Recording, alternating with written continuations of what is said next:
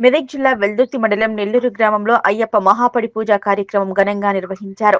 41 రోజుల పాటు అయ్యప్ప దీక్ష చేపట్టిన పిట్ల ప్రణయ్ అనే కన్యాస్వామి గృహంలో నిర్వహిస్తున్న అయ్యప్ప మహాపడి పూజ కార్యక్రమం తలారి మల్లేష్ గురుస్వామి చేతుల మీదుగా నిర్వహించారు. అయ్యప్ప స్వామికి అభిషేకాలు, భక్తి గీతలు, భజనల, కీర్తనల మధ్య అయ్యప్ప నామస్మరణతో మార్మోగిపోయింది. అనంతరం అయ్యప్ప స్వాములకు భిక్షా కార్యక్రమాన్ని నిర్వహించారు. పెద్ద ఎత్తున భక్తులు ఈ కార్యక్రమంలో పాల్గొని అయ్యప్ప స్వామికి ప్రత్యేకంగా పూజలు నిర్వహించారు.